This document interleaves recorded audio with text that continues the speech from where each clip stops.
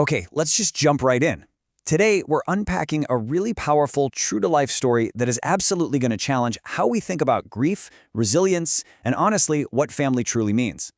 We often have these super rigid definitions in our heads about relationship roles, but the story we're looking at today, it pretty much shatters all of those preconceptions. We are anchoring this whole explainer on one really profound question. What makes someone a true parent? Just take a second to think about your own definition. Is it strictly genetics, like a legal document? Or is it something way deeper? We're going to challenge those assumptions we make about biology and love through one incredibly moving case study. So, part 1, a world falling apart. To really understand the depth of this story, we first need to meet 8-year-old Adam. His entire world completely fell apart when he tragically lost his mom. And then, exactly 1 year after that devastating loss, his world shifted all over again when his dad married a kind-hearted woman named Mary. Now, for any kid, this is a massive transition, right? Especially when you're just a single year out from such a profound loss. This brings us to part 2, kindness met with anger. Now, what's really fascinating here is how Adam reacted. He completely refused to accept Mary, driven by all that unprocessed grief and, honestly, those pervasive societal rumors that a stepmother could never genuinely love a child. His reaction was actively hostile. He ignored her, blamed her for literally everything, and shouted at her constantly. But look at the contrast. Mary responded with this unseen patient devotion. Despite the constant rejection, she never gave up. She prepared his breakfast every single morning, packed his lunch, sat down to help with his homework, and prayed for him. Even when he was shouting right in her face, she answered strictly with kindness. Moving into part 3, a desperate winter rescue. Things reach a breaking point on a fateful winter evening when a bad situation quickly snowballs into an absolute nightmare. By the afternoon, a heavy snowstorm had totally blanketed the roads. By evening, darkness was spreading fast, and Adam, who hadn't come back from school, was just nowhere to be found. So, completely ignoring her own safety, Mary spent hours frantically searching through freezing forests, empty streets, and icy fields. Finally, deep into the night, she finds him. He's trapped near a frozen river, terrified and totally unable to move. To physically save him, she takes these extreme, desperate steps.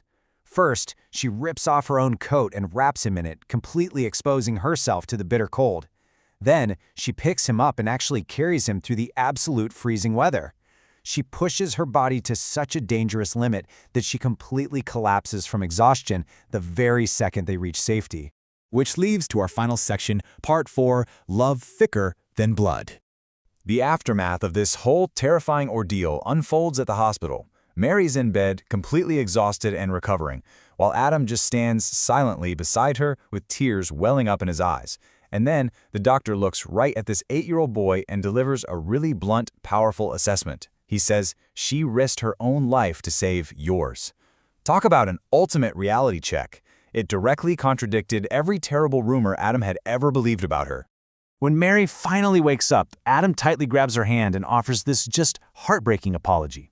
He whispers, "I'm sorry. I kept calling you my stepmother, but today I realized that only a real mother would risk her life for her child." In that one breath, Adam completely shed the prejudiced title he had forced on her for so long. He was finally seeing her for who she actually was.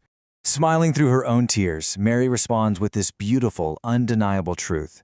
She tells him, "My love for you was never about blood. It was always about my heart." That single sentence completely dismantled all the biological requirements Adam thought were necessary for a family. It perfectly defined what her actions had been proving every single day, whether it was at the breakfast table, doing homework, or out in a freezing snowstorm. And this moment permanently changed their dynamic. From that day forward, Adam proudly introduced Mary to everyone simply as his mother. All that friction and shouting was replaced by a profound respect and a genuine connection. It proved once and for all that true family is built on love, definitely not biology. So why does this matter for us? What's the ultimate takeaway from this explainer? Well, it's a total redefinition of motherhood, and really parenthood as a whole. It isn't inherently defined by blood. It is actively demonstrated through love, sacrifice, patience, and kindness.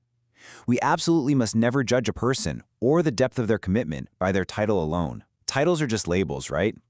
Actions are what actually build a family. As we wrap up, I want to leave you with a final, provocative thought to really reflect on. Who in your life proves that true family is built on love, not titles? Think about the people who show up for you with their whole hearts. The ones who brave the literal or metaphorical winter storms for you, totally regardless of the labels society puts on them.